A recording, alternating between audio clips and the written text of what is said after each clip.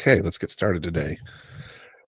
So today I'm going to talk about dietary considerations and how to stay compliant. What are the drivers behind compliance? And there's a lot of factors that can be sort of useful tools and that sort of thing. I want to preface it by saying that a lot of this comes down to planning and forethought. Organically, in the United States, we fall into ironic use of term there. We fall into basically disease state by following the status quo and by doing what's considered normal practice and eating normal foods and all that kind of thing.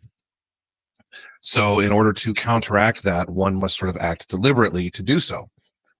This is a lot more difficult and challenging in the beginning, but once those habits and normalities are established, it becomes much easier, of course. But usually this is a period of years to retrain someone, because imagine that you've spent certainly your younger formative years when you're most malleable establishing poor habits, not purposefully, but just because you execute the status quo, and now you have to unlearn them while you're less malleable when you already have established habits and things like that.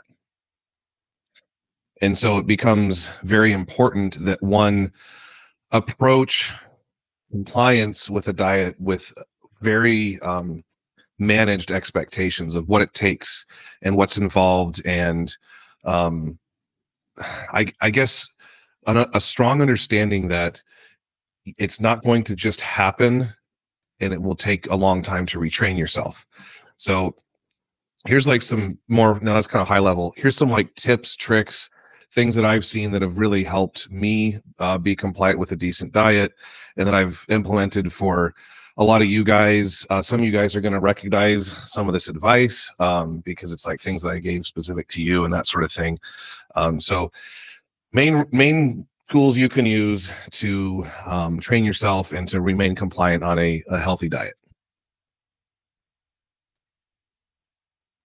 So mostly it's going to be planning ahead. Mostly it's going to come down to preparation, to thinking about what you're going to eat that day. And are you going to be in places where it's hard to get the food you need, and not allowing yourself to be out somewhere and need food? Because if you're out somewhere and you need food, you can't overcome this. You can go to a grocery store and get healthy food. It's just not convenient, not easy. You're going to have to walk around the store, right? You're going to have to go to multiple parts of the store, maybe get a fruit, maybe get a hunk of meat somewhere, and maybe a piece of bread for your carbs, or you're going to get maybe some instant rice or something like that. Not the worst way to do it. Or one thing I've seen some people do, I've not done it myself, but it works well.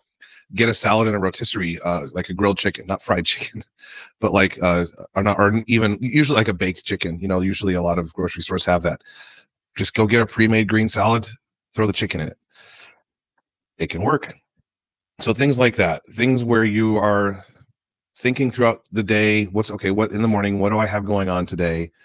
And if you are leaving the house without meals, that you have some sort of expectation in your head that, okay, I'm going to need to solve this problem, but what I'm not going to do is go through some drive-through.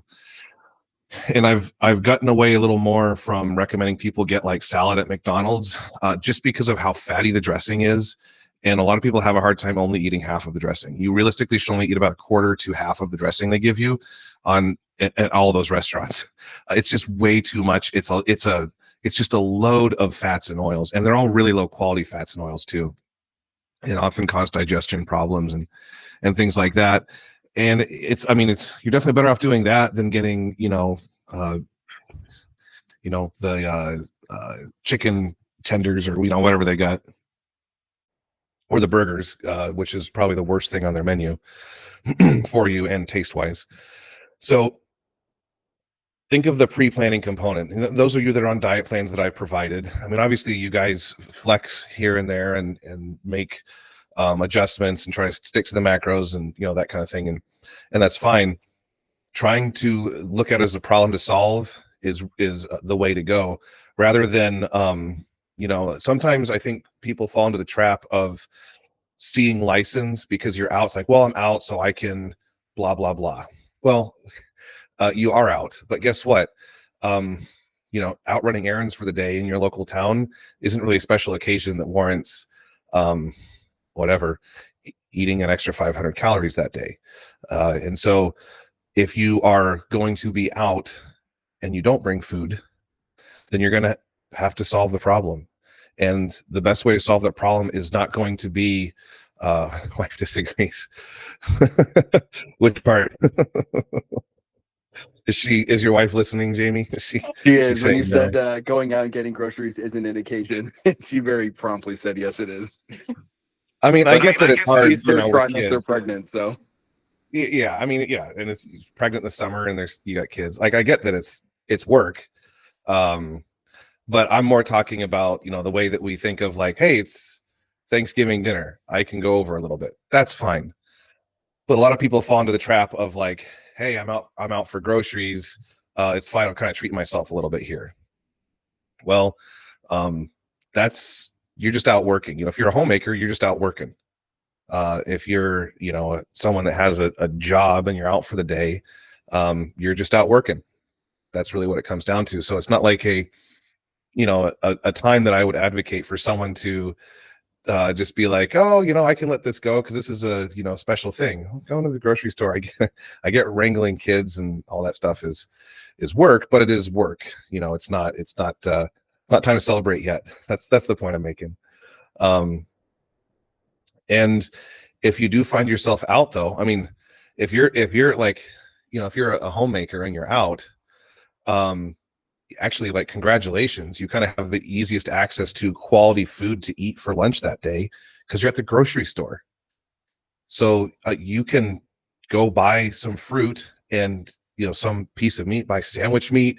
You can get a little jerky, or like there's all sorts of, like, a lot of the sandwich meats are pretty lean, by the way. You go eat several slices of turkey sandwich meat or something like that. Those all work well. You can there's low-fat Greek yogurt. Get some like low-fat Greek yogurt and throw some blueberries in it, and that can be your lunch, and you're already there, and so that's great. So in some cases you can get away from pre-planning, but what you have to do is not let yourself gravitate towards those high satiety foods that are just like, yeah, let's like go, like, oh, well, I'm at McDonald's, that does sound good. If you're at a place and you find yourself saying, what sounds good, you're probably in a bad place. Again, that's for special occasions, and so we have to be careful with that kind of thing. Low-fat Greek yogurt is a really great way to get protein in. It's easy, and it's nice for a lot of reasons. So it digests easy for almost everybody, unless you have a significant lactose sensitivity. It's just easy to eat. You don't have to like chew it a bunch like meat, so you can eat it on the go and quickly. It's cold, which is often kind of nice, especially in the middle of the day. Even the winter, it can be nice.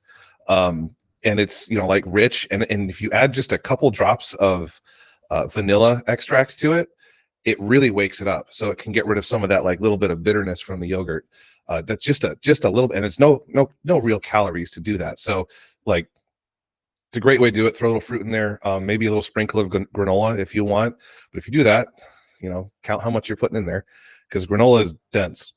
But if you want a little texture, like a pinch of granola will mean that you'll get a little texture in each bite. So again, that pre-planning, that forethought. Another big thing that I see, and this is actually the one that I think trips up most of you guys, that I hope will be listening to this, is you make a mistake, you have a bad day, you go over 500 calories, 1,000 calories, or whatever, because of aforementioned, you were out and then you did the thing or whatever, and or you went, just a couple weeks, it was 4th of July weekend, and I would even say, like, go enjoy that time, but it was really only one meal that you probably needed to really enjoy. And if you were at multiple gatherings, then you're going to have to limit yourself. But what I see a lot of people do is, you have a bad weekend and you get really discouraged.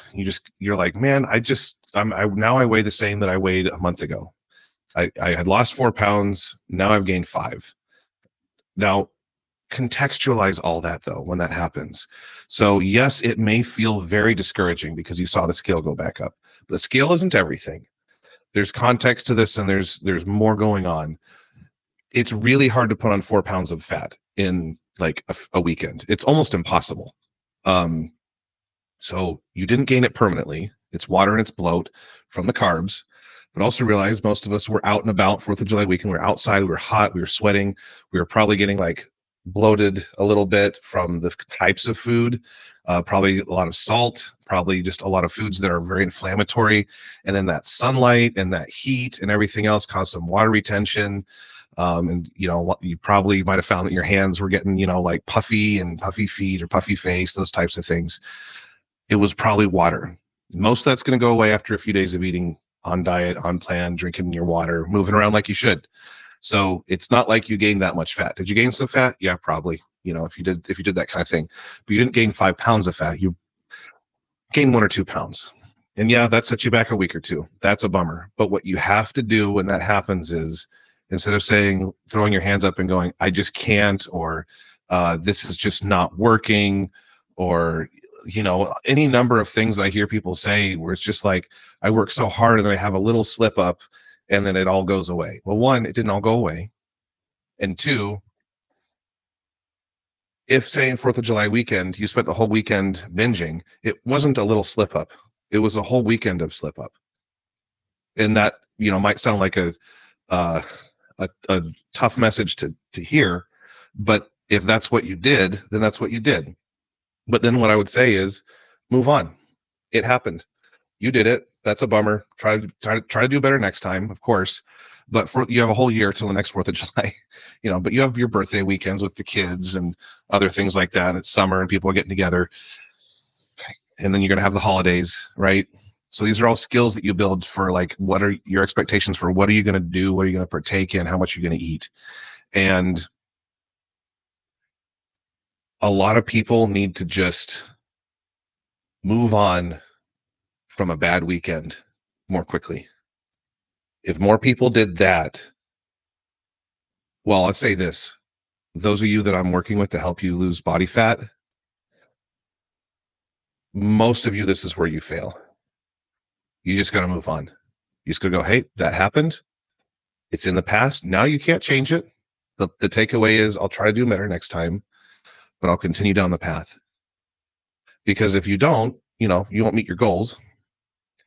And 2, you basically turn a bad weekend into a bad how many months until you get back on the horse. So I strongly recommend everybody, like, yeah, you had a bad day. Just like, sometimes it's discouraging to have a bad workout. We don't know, for whatever reason, everything feels heavy and it just stinks.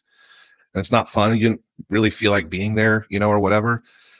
And working out, that happens. And you couldn't hit the numbers. That happens. It's a bummer. I get it. But what you have to do is, like, show up, put in the work, show up the next day. And it's the same thing with diet. You did the wrong thing. Okay. You got to kind of move on. I don't want to use the whole forgive yourself language. I think that's weird and kind of cringy around this. But there's an aspect of that where that's kind of what you're doing. It's just like, okay, quit being upset at me, at yourself for screwing up or whatever it is, or discouraged at a setback, and just move on. Because weight loss isn't linear. When you gained the body fat you carry, that wasn't linear either. That was in fits and starts. You probably put most of it on every holiday, holiday season is where you probably put on like 30 to 50% of it. Yeah, I agree, Jamie. That's why. But there's an aspect where you do have to quit beating yourself up over something like that, because you just get caught in a cycle of sort of like self-punishment in a way that is just, you just circle the drain until you eventually talk your way into not trying any longer. Instead, you just got to sort of look in the mirror and go, hey, you messed up last weekend. Today's a new day. Let's get back to it.